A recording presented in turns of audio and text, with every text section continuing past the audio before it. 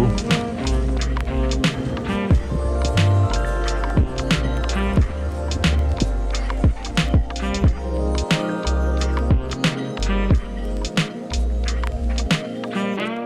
So this will be the third time I'm recording this video. The first time I had audio issues because of a crappy new lavalier mic I bought that was noisy and terrible. I decided to re-record after that because I respect you guys too much to put up a video where the quality is garbage. And I just realized not 2 minutes ago that I've been talking to my camera for 30 minutes with no memory card in it. This is the second time I've done that in 2 weeks. So I think that I need to make a checklist or something. What is going on? I'm not even 35 yet. It's just funny because it's 9 o'clock at night and I'm trying to get these videos done so that I can have content go up when I'm gone next week and the week after on my trip. I have figured out there is an SD card in there. There's memory going on in my recorder. The microphone sounds good. We're good. We're set. I've got my tea. It's 9 o'clock at night. So I'm drinking tea. I've got some English breakfast tea from Trader Joe's with a little bit of honey and a splash of oat milk, and it's really nice. I'm in my sweats, in my jammies, because it's 9 o'clock at night. Let's try this again. So those of you who saw my previous video about the Pentax 645n, when I did the unboxing of it, you know that this is a camera that I had before that I sold and I regretted it, and I finally was able to purchase another one, and I've been very, very happy with that. This is going to be my workhorse for editorial work and lifestyle stuff that I have coming up, and I needed to get this as soon as possible so I can put some rolls through it, which is what I've been doing. I wanted to kind of get acclimated to it again, get used to using this camera again, which was super easy because this camera is it's a no-brainer. There's not a lot going into it as far as getting used to how to use it. It's a very, very comfortable camera to shoot. It's a very intuitive system. The glass is amazing. The autofocus is fast and works really well. The metering system is incredibly accurate and I rely on it 100% and I've never been let down. It's just a really solid camera. The day after I got it, or the day after that, I went to a park with my girlfriend and her dog Klaus to put a few rolls through it and see how it does. I switched it to the multi-segment metering mode and the center spot autofocus point and just went for it. And I think these shots came out pretty good. I went out with a roll of Fuji Pro400H and Portra 160.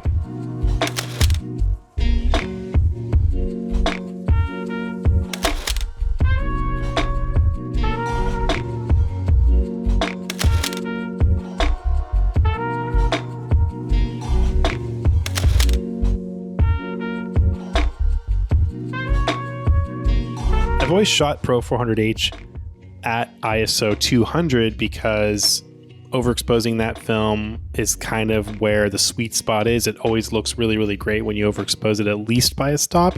But shooting it at box speed, I don't know. It just looked really nice. I think it looked really, really good at 400, and it kind of made me realize, like, damn, I'm not really going to be able to shoot this anymore after this one Pro Pack I have is gone. And then it kind of set in. I'm a little bit sad about it. Oh, Fuji. Funnily enough, I threw in the roll of Portra 160 because I don't really care about Portra 160 and I just have a Pro Pack for whatever reason. And I kind of just thought like, oh, I'll just burn a roll of this and it doesn't really matter what happens. It's just, because I don't care about this film. But I think something is going on with the metering system on this camera. It's so accurate and so good that it kind of just made me really like this film again.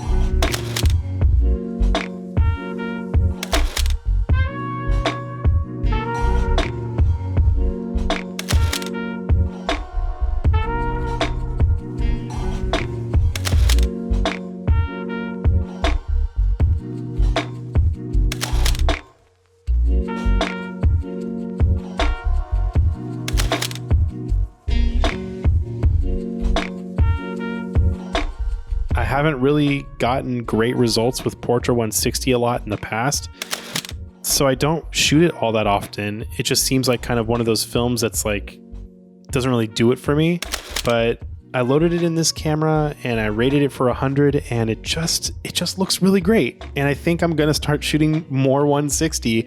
I'm not exactly sure for what, but man, it looked really, really good. You can see right now that this is the 75mm 2.8 manual focus lens that's on the camera right now, but I bought this kit with the 45mm 2.8 autofocus lens. This is actually the lens that when I purchased this camera originally 5 or so years ago, this is what came with that camera, and I fell in love with it instantly. It's about 28 millimeters, equivalent to full frame, so it's a wide, fast lens on medium format, which is really great. A lot of wide lenses that I encounter aren't super fast. Like on my Mamiya, I have a 65mm f4.5. Beautiful lens, but not super fast. The funny thing is, I've had some conversations. Someone left a comment on my original Pentax 645 video saying that this lens wasn't really highly regarded, and I've read as much online on forums and discussion rooms and posts and stuff. And I find that really interesting because this lens is definitely sharp enough. It's a wide, fast prime that's autofocus that you can get for under $500. I don't understand where the fault with this lens lies.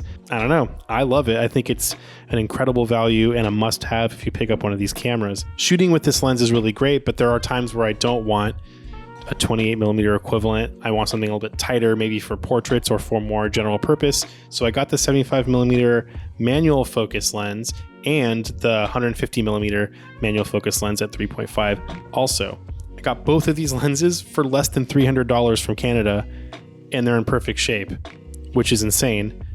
And I also think these two lenses are really underrated. The reason I say that is because people will think, oh, if there's an option for auto or manual focus, I'm going to go with the autofocus because why not, right? But both of these lenses can be less than $300 each. This camera has a focus confirmation light and beep. So even if you're using manual focus lenses, you still get that confirmation. So it's super easy to be in focus because all you have to do is look for the beep or the light and you're in focus, which is incredibly helpful when you're focusing manual lenses. So yeah, while the autofocus lenses are really, really nice, these lenses are like half the weight and they're way less expensive. So if you don't really need autofocus, which like I don't rely on autofocus all that often, these lenses are awesome. So back when I had my original 645N, I had the 45mm and the 150 that I ended up getting a little bit after the fact. And those were my two lenses I had with this kit, and I absolutely loved it. I sold it to a photographer down here. You can actually look at her Instagram. She still has that camera. Her Instagram is Mountain Spirit. I really recommend checking out her work. She's incredibly talented and makes some incredible work with this camera. She is actually the reason why I decided to get this camera again, because I follow her, and every time she posts something, I'm like, damn, that's the camera I sold her, and I don't know why I sold it, because this work that she makes with it, it's just incredible. Part of that is because she's an incredible photographer, but part of it is because this camera facilitates doing really great work. Last week, my buddy Sam dragged me up to Griffith Observatory because I had never actually been there, which he promptly reminded me is super weird. I agree. It's kind of weird that I've never been there. But I brought my 645N with the 45mm f2.8, and I loaded it up with some Pro400H again, and I also brought a roll of Lomo 800.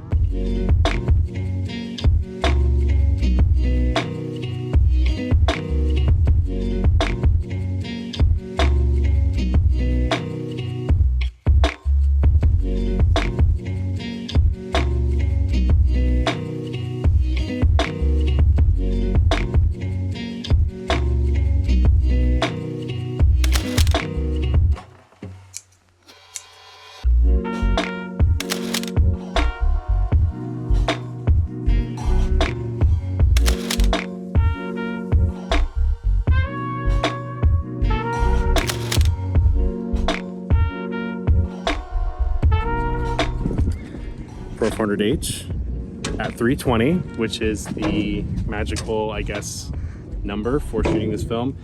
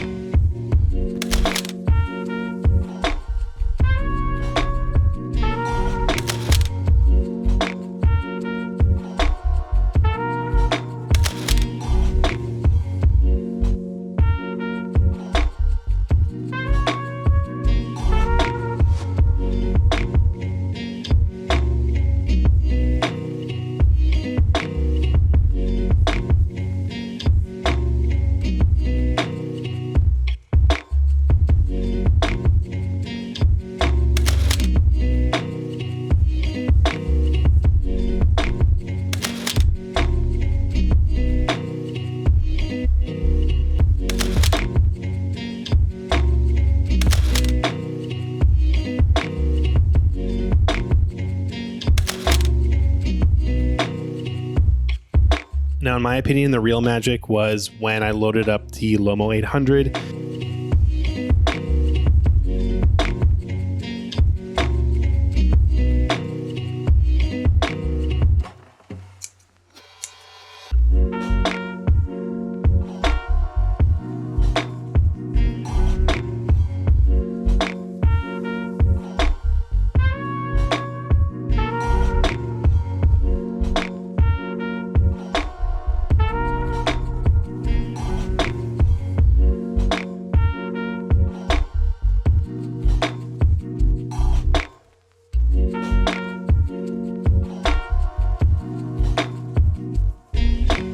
I've been talking about Lomo on this channel a lot recently, and not because they are paying me, because they are not, but that film is incredible. I've heard people refer to it as the poor man's Portra 800, but I don't know. It's got its own thing going on. It's really, really flexible. The colors are really beautiful. It's really, really easy to edit and post. It scans beautifully. It's probably one of my top 3 film stocks currently. And I think that these photos kind of speak for themselves.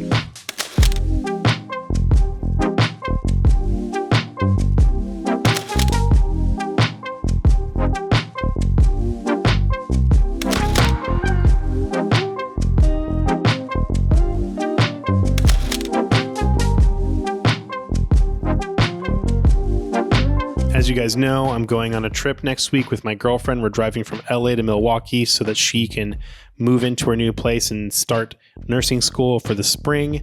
I'm bringing the Pentax 645n with the 3 lenses. I'm also bringing my Olympus XA, and I'm filming the entire thing on my iPhone 12 Pro Max using moment lenses. I think I'm bringing about 30 rolls of film. Most of it is going to be Lomo 400 and 800. Some of it in 35mm, but most of it in 120. I'm also going to be bringing some Ektachrome 120, some Acros, and some other special secret surprises that I haven't shot in a long time that I'm really eager and interested to see how they turn out. We're driving into a polar vortex. I have no idea if it's going to be a frozen tundra the entire way or not, but I'm really hoping along the way I can find some really cool spots to make some really great pictures to share with you guys. So thank you guys for watching. I appreciate all the support. Thank you to all the new subscribers I've gotten over the last couple of weeks. This channel is growing, and it's growing pretty quickly, and I'm really, really excited for what's coming in the future. If you guys have any questions about the Pentax 645n, please drop them in the comments. I am always responding to comments, and I'd love to have conversations with you guys about what you're shooting or what I'm shooting or whatever. All right, I am tired. I'm going to go to bed because it's like 10 o'clock at night now, but I love you, and I'll see you in the next one. See ya.